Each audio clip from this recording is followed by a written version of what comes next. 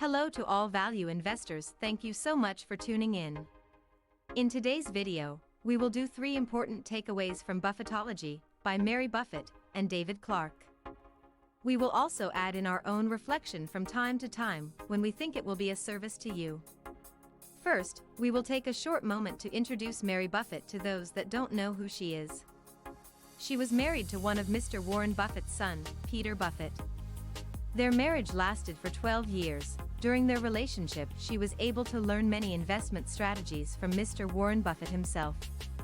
She is the author of best-selling books, such as The 7 Secrets to Investing Like Warren Buffett. She is also a successful businesswoman in her own right. We did a video on the 7 Secrets to Investing Like Warren Buffett's. We will leave it at the end screen for those that are interested in it. With all due respect and no further delay, let us dive in.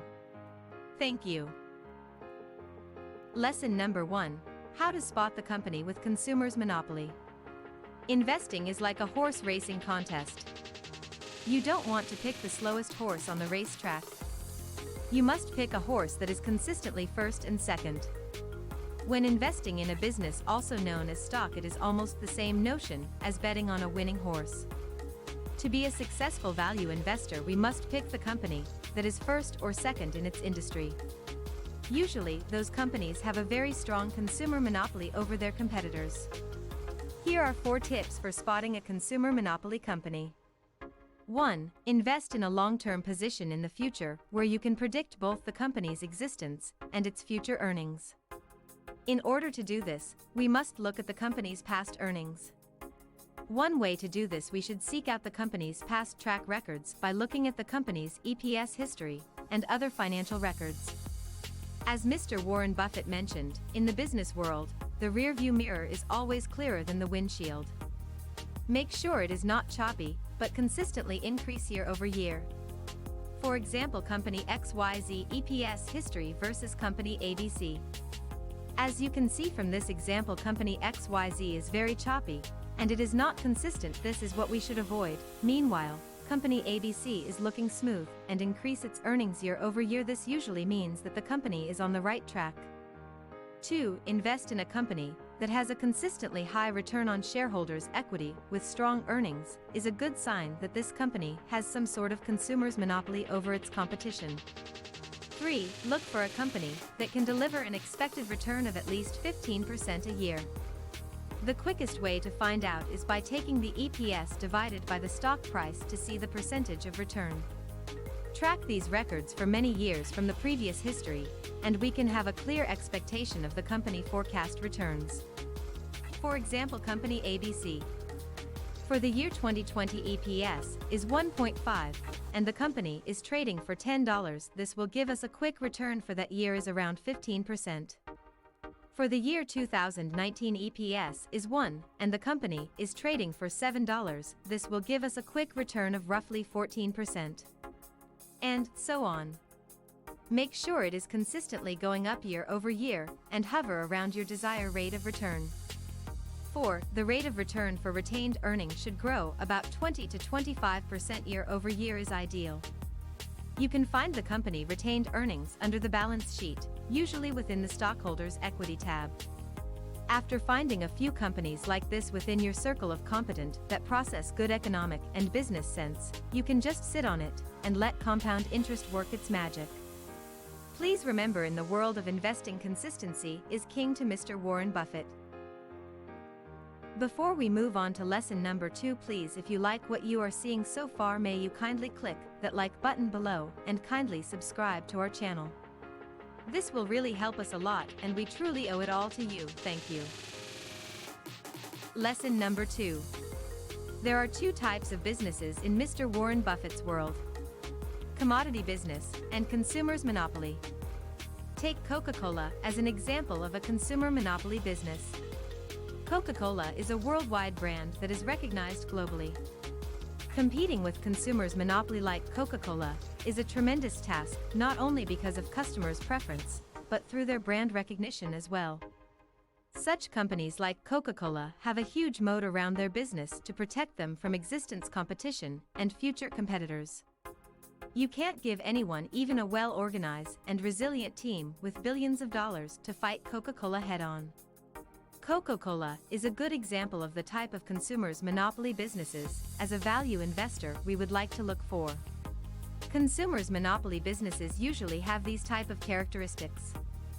1. Branding. 2. Key business components that other businesses depend on. We will take Coca-Cola again for this example. If we go through our convenience or grocery stores, a large section of the floor is dedicated to hosting their products because large chunk earnings of the store revenue come from selling Coca-Cola products due to customer demands.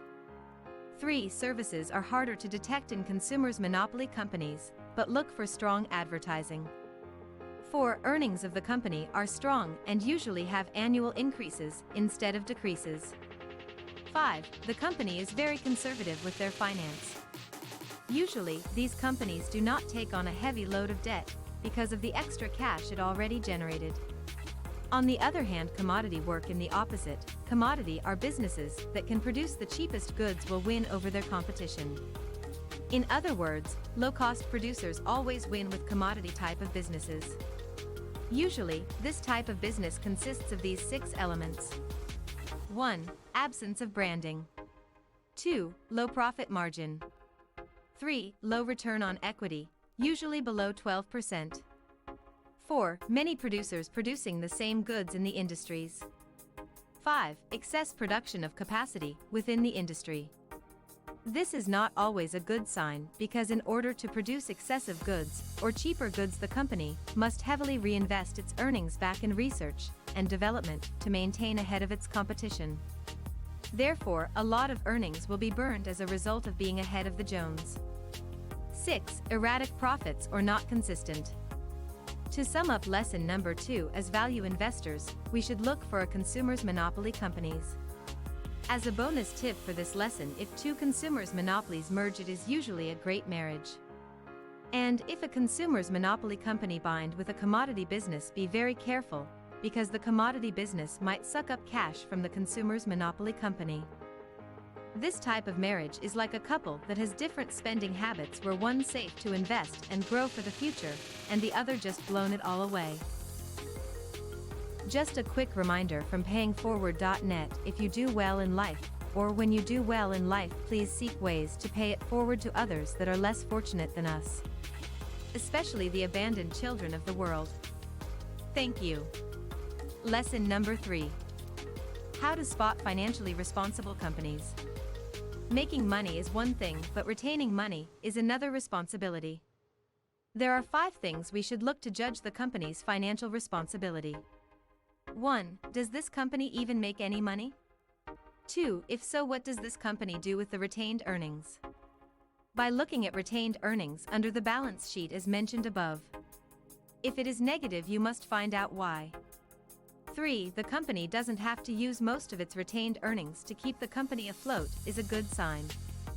However, when a company has a high fixed cost, this is something to watch out for. 4. Beat inflation by increasing prices and not have to cut back prices to compete. A company that can't keep up with inflation will eventually die because of inflation.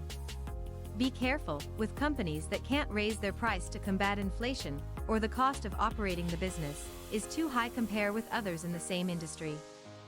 For example, a candy company that makes $8 million a year and has to only reinvest $2 million back to the business for keeping it afloat versus another candy company that makes $8 million but has to reinvest back $4 million a year to keep its operation. In the long run, the company that has to reinvest its profit to maintain its operation at the lowest cost will win because inflation will not bite a chunk out of their earnings. 5. Retained earnings are rightly allocated by the management. Through share buyback when is rightly so, usually when management feel that the market price is selling their company for cheap. Or acquiring other companies that the management truly believe can bring economic prosperity for the company and their shareholders in the future. These are a few things that we should look for to judge if a company is financially responsible or irresponsible. If I am missing anything you would like to add, please share it with us in the comment below.